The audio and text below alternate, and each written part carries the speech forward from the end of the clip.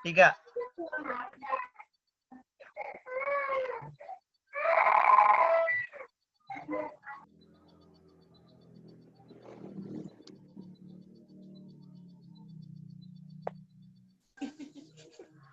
Dah, Mega.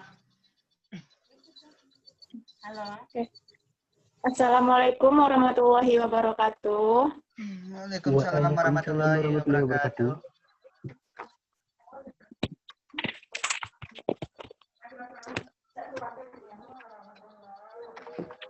Baiklah, Ananda semua.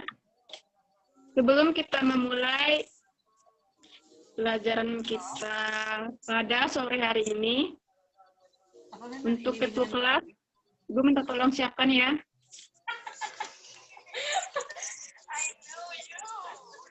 Yahya, Bu, Yahya. Ya, tolong siapkan. Siap untuk berdoa, yuk. Iya. Nah, baiklah. Sebelum mulai pembelajaran, alangkah baiknya untuk kita berdoa. Berdoa dimulai.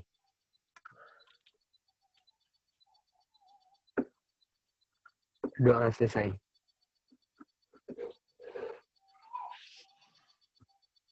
Oke, Ibu akan ambil absen dulu. Yahya Maulana, Hadir, Bu. Megawati,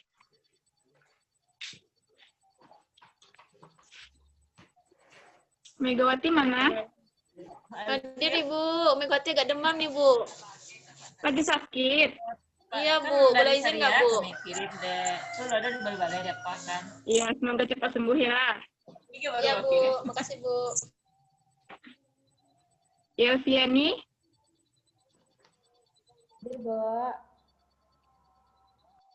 Miftahul Fikri, Hadir, Bu.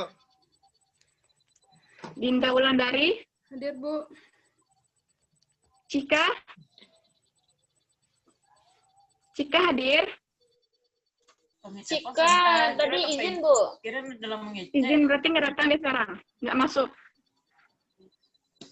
Enggak Bu. Kami telepon balik. Maaf Pak, terpencet tadi Pak. Baiklah. Gimana kabarnya anak-anak sekalian? Baik, Bu. Sehat. Tadi Megawati agak sakit tadi ya. Iya Bu. Iya, semoga cepat sembuh. Kondisi sesuai cuaca, Bu. Iya, cuaca sekarang lagi kurang baik ya. Ya, Bu. Paginya cerah, sorenya udah hujan. Ya. Di sana gimana? Kayak gitu juga? Sama, Bu. Kayak Ya, di sini hati. juga. Di Kenapa dalamnya hati, tersenyum, di dalamnya menangis, Bu. Enggak, Bu. Oke, sebelum kita memulai materi kita pada sore hari ini, Ibu akan membacakan atau akan menyampaikan tujuan pembelajaran kita di materi pertemuan kedua ini. Jadi Ibu mengharapkan siswa mampu menguraikan tata letak desain grafis dan prinsip dasar desain grafis dengan teliti dan cermat.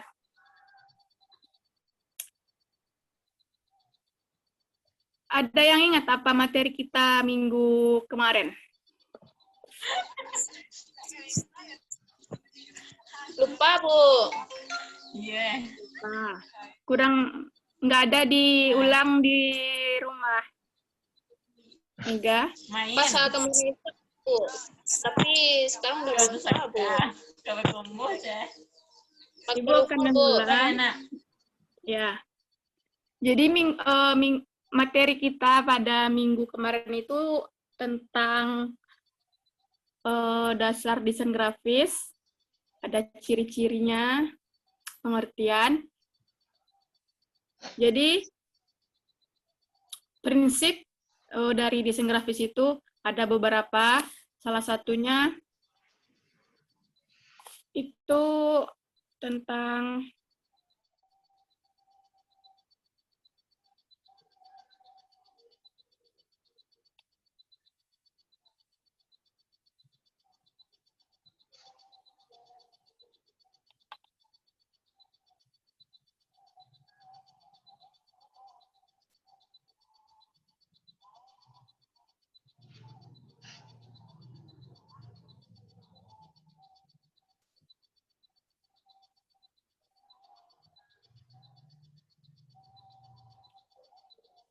Halo, Halo, Bu. dengar suara Ibu? Dengar, Bu. Ya, jadi materi minggu kemarin itu tentang pengertian dasar desain grafis, ada prinsip-prinsipnya, ada karakteristiknya.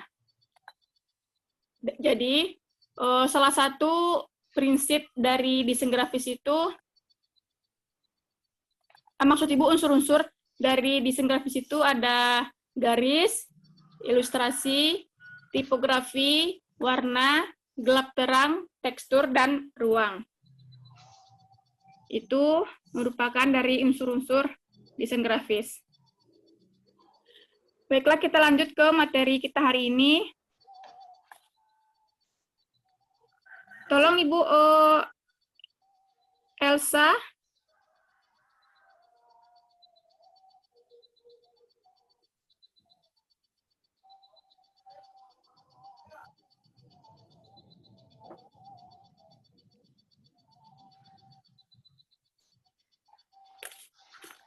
Slide-nya bisa diperbesar, Elsa.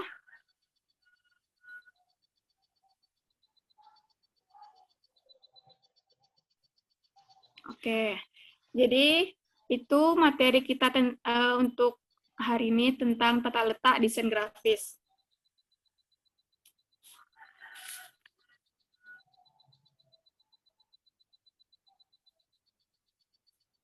Nah, tata letak. Ada yang tahu tata letak itu apa? Posisi, Bu.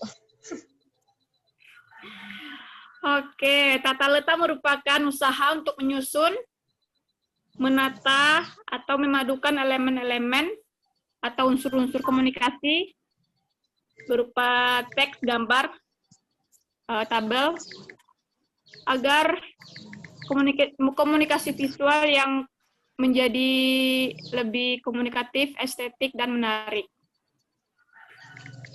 Elsa, lanjut aja slide-nya, Elsa.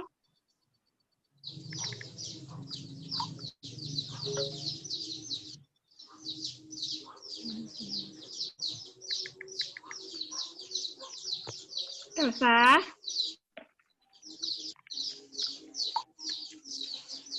Ketidur mungkin, Bu. Sudah, Bu. Sudah.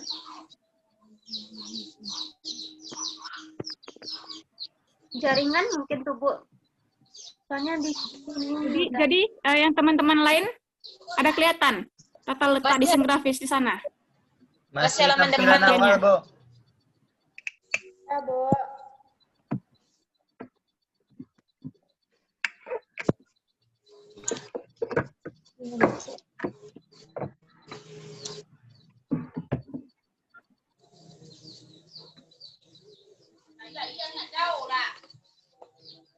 Nah, udah, Bu. Udah, Bu. Masih tampilan awal. Aduh. Masih tampilan awal, kawan-kawan.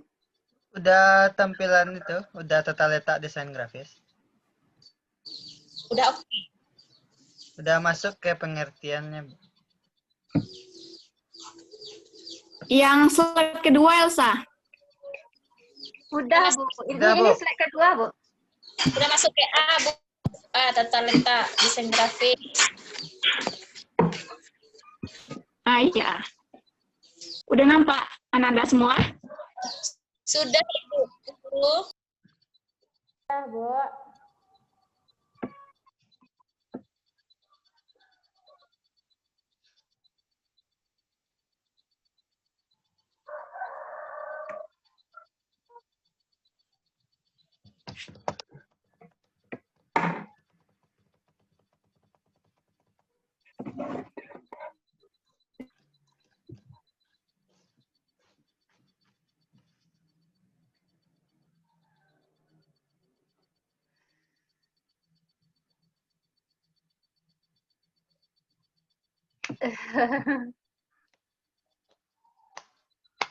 Teng-teng.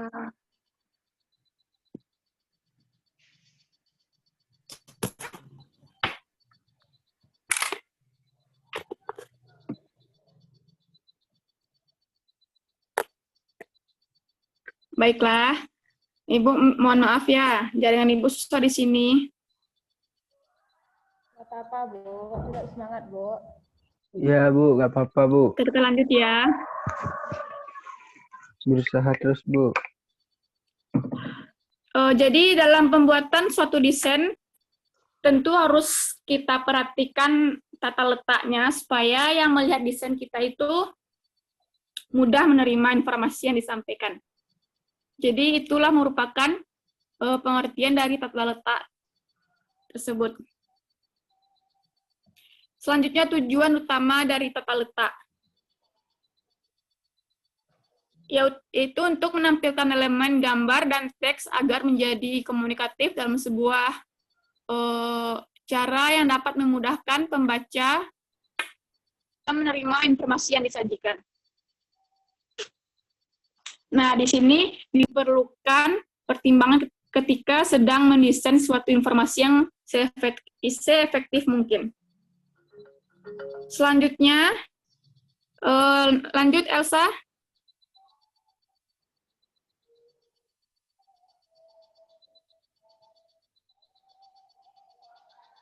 Lanjut ke teori tata letak.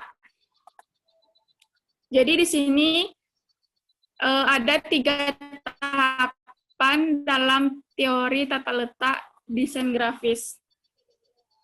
Yang pertama, membuat tata letak miniatur sketsa, yaitu tahapan perancangan dalam menentukan komposisi unsur yang akan ditempatkan. Jadi di sini visualisasinya masih berupa kolom teks atau kolom gambar. Yang kedua, membuat tata letak kasar, yaitu tahapan perancangan yang sudah berwujud teks atau gambar.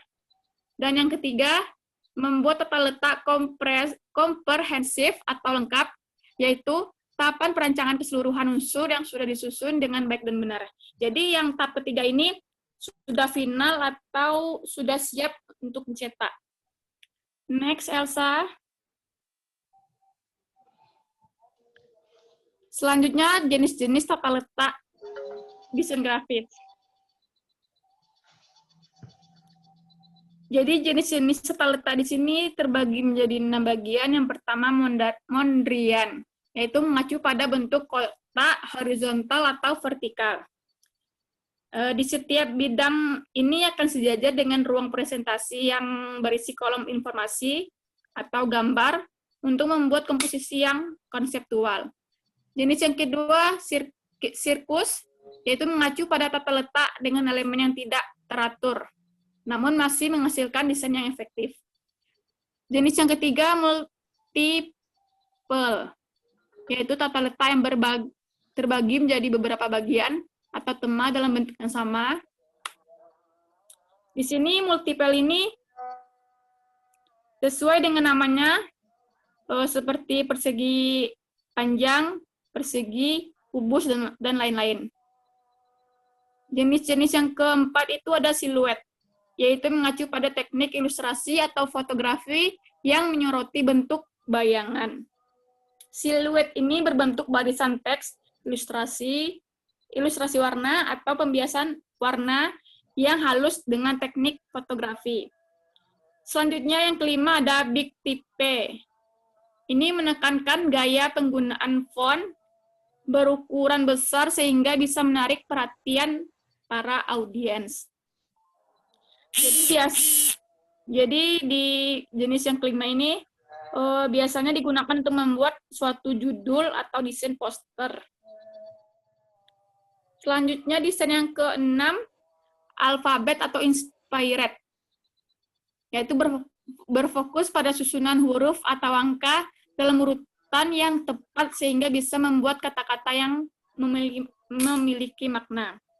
Jadi penggunaan kata-kata ini dimaksudkan untuk mengumpulkan cerita atau informasi. Selanjutnya, next, Elsa.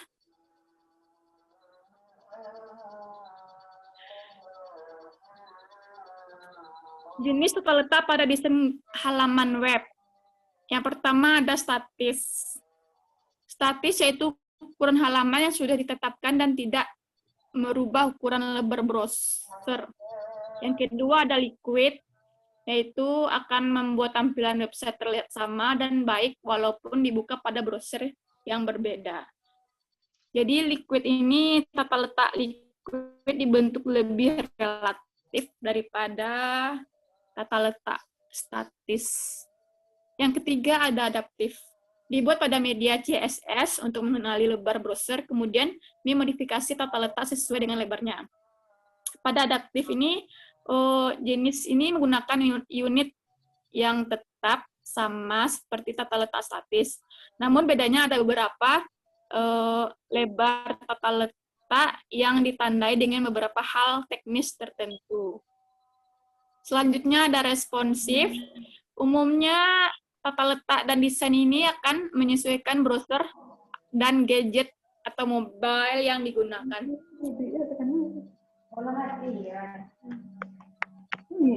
Jadi tata letak responsif ini menggabungkan konsep tata letak liquid dan adaptif. Bentuk dan lebar tata letak seketika akan berubah dan menyesuaikan secara otomatis ketika website kita akses dari gadget apa saja. Dan yang terakhir ada hybrid, yaitu kemampuan yang fleksibel untuk menyesuaikan viewport browser udah isi kita ini sementara karena mempertahankan website yang membutuhkan struktur tetap. Jadi jenis yang kelima ini merupakan tata letak yang populer dari tata letak lainnya karena dianggap sebagai cara yang paling efektif untuk merancang dan mengembangkan tata letak. Next, Elsa. Selanjutnya jenis-jenis grid pada tata letak. Itu ada 3 bagian. Yang pertama ada grid system, yang kedua the golden selection, dan yang ketiga the symmetrical grid. Yang pertama, grid system, yaitu grid yang diciptakan sebagai solusi dari permasalahan saat menata elemen-elemen visual dalam sebuah ruang. Jadi tidak hanya itu, grid system ini juga digunakan sebagai alat untuk membuat sebuah penataan benda. Yang kedua ada the golden selection, yaitu menjadi dasar pembuatan ukuran kertas dan biasa digunakan untuk menyusun keseimbangan sebuah desain. Yang ketiga, the symmetrical grid, yaitu lebih dominan dalam pemuatan 2 margin yang sama. Nah, grid yang satu ini halaman sebelah kanan akan terbalik persis dengan bayangan cermin halaman sebelah kiri. Next, Elsa. Selanjutnya proses pembuatan tata letak. Proses dalam pembuatan tata letak ini terbagi menjadi 4 bagian. Yang pertama ada konsep desain, yang kedua ada media dan spesifikasinya, yang ketiga ada thumbnails dan dummy, yang keempat ada percetakan. Jadi konsep desain ini, kenapa Ibu buat 5W tambah 1H? Karena ini diuraikan menjadi beberapa, yaitu dari konsep desain ini kita memikirkan bagaimana mendesain tata letak yang baik, apa tujuan desain tersebut, siapa target audiensnya, apa saja yang ingin disampaikan, di mana media, dan apa, serta kapan desain ini akan dilihat oleh target audiensnya. Itulah kenapa dibuat di situ 5W tambah 1H. Yang kedua, media spesifikasinya. Yang pertama ada media, apa yang paling cocok. Yang kedua ada bahan. Yang ketiga ada ukuran. Dan yang keempat ada posisi. Selanjutnya, thumbnails dan dummy. Yaitu thumbnails itu adalah sketsa tata letak dalam bentuk mini dan tidak menggunakan komputer. Sedangkan dummy-nya yaitu contoh jadi suatu desain nantinya. Selanjutnya percetakan. Percetakan itu terurai menjadi beberapa. Yang pertama ada offset. Offset ini yaitu teknik dalam mencetak. Yang kedua ada cetak tinggi, yaitu mencetak di atas karton gelombang atau label kemasan produk. Yang ketiga ada rotografur, yaitu mencetak label berbahan plastik. Selanjutnya ada sablon atau cetak saring atau screen printing, yaitu mencetak kaos atau name tag atau kartu nama. Yang terakhir ada digital, yaitu mencetak dalam waktu singkat seperti banner atau poster. Next, desain tata letak. Jadi, kapan tata letak dikatakan baik? Apabila memiliki kriteria yang mudah dibaca, komunikatif, menarik, dan menyenangkan sasaran pembacanya. Next, Elsa. Selanjutnya, tips mengenai tata letak dalam desain grafis. Yang pertama ada konsisten. Konsisten ini kita misalkan jika terlalu banyak font yang jenis font akan membuat tata letak kacau, tidak fokus, dan tidak sedap dipandang. Jadi kita cukup melakukan pengecualian pada bagian-bagian yang kita anggap penting saja atau enak kita pandang. Selanjutnya, pintar dalam memilih font. Jadi dalam memilih font ini kita contohkan ingin membuat sebuah brosur yang berisi informasi tentang produk-produk teknologi, kita memilih yang lebih elegan, formal, dan terkesan mewah. Selanjutnya, prioritas. Ini kita misalkan seperti judul maupun subjudul. Kita contohkan diskon 50%.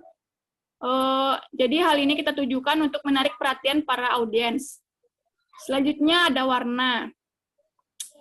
Jadi warna di sini berpengaruh kepada audiens, memberikan warna yang sesuai dengan tema dan menentukan kapasitas warna desain kita. Selanjutnya ada margin. Pada margin ini kita memperhatikan margin atau batasan pada tata letak desain yang kita buat. Selanjutnya ada desain alternatif. Yang ketujuh ada produksi, seperti penggeseran warna, margin yang terlalu sempit sehingga akan terpotong ketika proses cut-nya. Yang terakhir ada print test. Nah, print test ini berguna untuk melihat kesalahan yang sulit ditemukan ketika kita melihat desain pada screen komputer. Selanjutnya ada elemen-elemen pada tata letak. Elemen yang pertama ada header, yang kedua ada judul atau headline, yang ketiga ada tag, yang keempat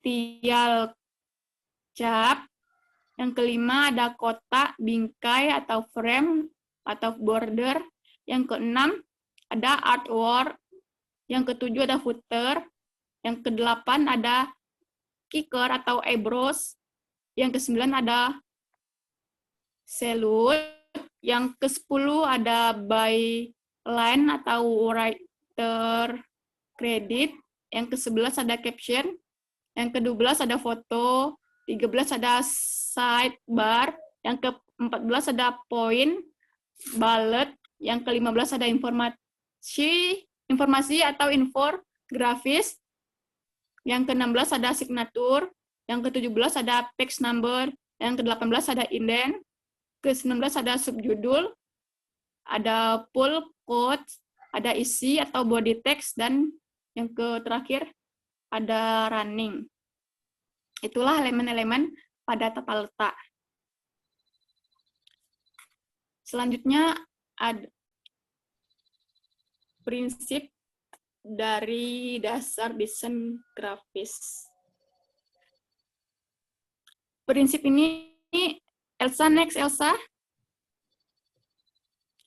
Nah, prinsip yang pertama ada proporsi, yaitu upaya pengaturan yang berkenaan dengan ukuran antara bagian satu dengan bagian lainnya. Jadi, di sini kita membandingkan keragaman ukuran unsur yang satu dengan unsur yang lain dalam satu kesatuan yang utuh. Itulah yang dimaksud dengan proporsi.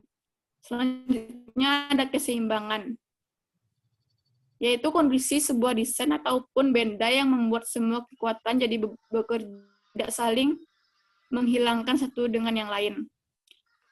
Yang ketiga ada irama, yaitu pola yang dibuat oleh elemen-elemen secara berulang dan bervariasi. Jadi irama di sini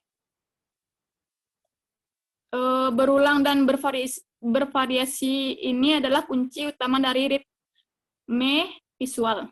Dan yang keempat ada kontras, yaitu menghindari elemen desain dalam halaman yang tampak serupa. Yang kelima ada kesatuan, yaitu salah satu prinsip yang menekankan pada keselarasan dari unsur-unsur yang disusun. Desain dikatakan menyatu apabila secara keseluruhan tampak harmonis. Atau bisa juga disebut kedekatan guna untuk menyatukan unsur-unsur tata letak tersebut.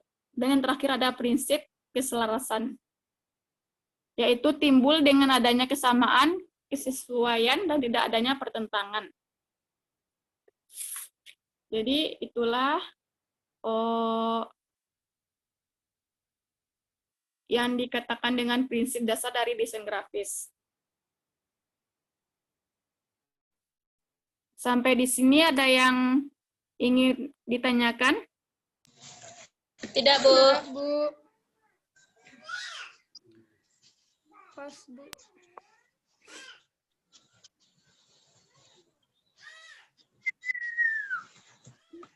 Oke. Jadi Ibu ingin bertanya, yang bisa jawab aktifkan mikrofon, nanti akan ada nilai tambah buat Anandas kalian. Coba sebutkan jenis-jenis dari tata letak. 3 jenis dari tata letak. Ada yang bisa jawab?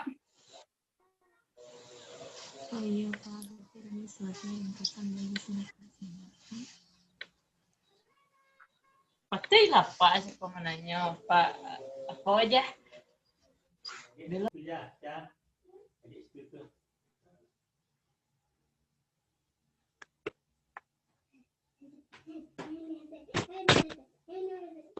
Ada, Bu. Ada, Bu. Halo? Halo, Bu. Saya, Bu. Jawab, Bu. Ada yang bisa jawab? Bisa, Bu. Ibu minta 3 jenis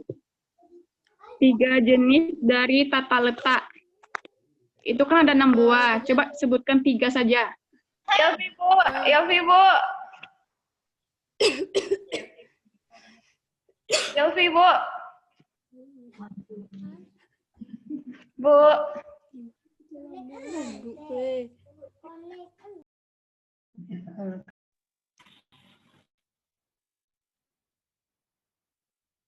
Siapa yang jawab? Yelvi, Bu. Ya. Coba. Baik, Bu. Tadi Ibu menjelaskan tentang jenis-jenis tata letak yang terdiri dari 6. Jadi Ibu Ya. menyebutkannya cuma 3 tadi kan, Bu? Ya. Jadi yang pertama itu ada modrian, yang mana itu mengacu pada bentuk kotak, horizontal ataupun vertikal. Lalu yang kedua Ya. ada sirkus, yaitu mengacu pada tata letak dengan elemen yang tidak teratur, atau bisa dikatakan menghasilkan desain yang efektif. Selanjutnya ada multiple, tata letak yang terbagi menjadi beberapa bagian atau tema dalam bentuk yang sama. Ya, terima kasih. Selanjutnya, pertanyaan yang terakhir. Coba sebutkan prinsip-prinsip dari tata letak. 10. Yang bisa jawab? Oke, Nak. Prinsip dasar dari desain grafis maksudnya. Itu kan ada 6 buah desain grafis. Iya, 2, 3, Coba sebutkan 3 juga. 5, 6, 7. Ada yang bisa jawab? Bisa, Bu. Tuh, Bu. Tahu. Tadi Bu menerangkan ada 6 prinsip dasar desain grafis. Yang pertama itu ada proporsi. Proporsi yaitu upaya Iya, pengaturan. Dinda tadi apa? Yang pertama ada proporsi, Bu, yaitu Ya. upaya pengaturan yang berkenaan dengan ukuran antara bagian satu dengan bagian lain. Yang kedua ada keseimbangan, yaitu kondisi sebuah desain ataupun benda yang membuat semua kekuatan jadi bekerja dan tidak saling menghilang satu dengan yang lain. Yang ketiga ada irama, yaitu pola yang dibuat oleh elemen-elemen secara berulang dan bervariasi, Bu. Ya, Bu. Baiklah, terima kasih kepada Nanda yang sudah menjawab pertanyaan dari Ibu. Jadi kesimpulan di sini adalah kalau misalnya apa tata letak dari desain grafis dan tujuannya yaitu menampilkan elemen gambar dan teks agar menjadi komunikatif dalam sebuah cara yang dapat memudahkan pembaca menerima informasi yang disajikan. Dan prinsip-prinsipnya itu terbagi menjadi 6, yaitu yang pertama ada proporsi, yang kedua keseimbangan, yang ketiga ada irama, yang keempat ada kontras, yang kelima ada kesatuan, dan terakhir prinsip keselarasan. Dan itulah materi kita pada minggu ini di pertemuan kedua. Selanjutnya Ibu akan mengirimkan tugas kepada Nanda. Nanti akan Ibu kirim di grup WA kita. Jadi bisa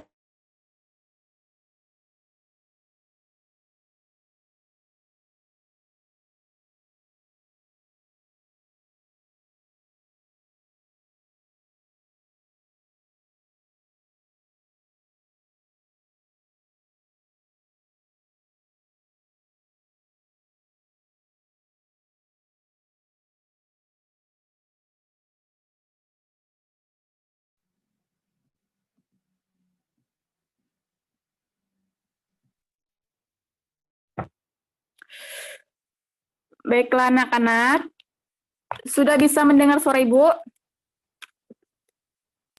Sudah, Bu. Untuk tugas akan Ibu kirim di grup WA kita dan dikirim di grup itu juga. Waktu pembuatannya ada 1 minggu, jadi bisa dikirim dalam waktu 1 minggu itu. Bisa dipahami? Oke. Dan untuk materi minggu depan, itu ada 2 poin besar. Yang pertama, pengertian dan fungsi utama dari warna CMYK dan RGB. Dan yang kedua, persamaan dan perbedaan dari warna tersebut. Itulah untuk materi minggu depan. Dan untuk pertemuan kali ini, Bu cukupkan sampai di sini.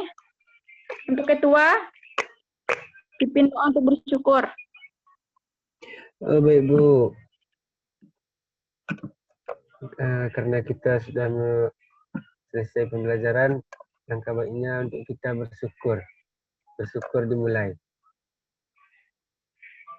Alhamdulillahirrabbilalamin. Bersyukur selesai. Baiklah, terima kasih untuk perhatian Anda semua. Semoga apa yang Ibu sampaikan dapat bermanfaat. Ibu sudahi dengan wabillahi taufik wal hidayah. Assalamualaikum warahmatullahi wabarakatuh.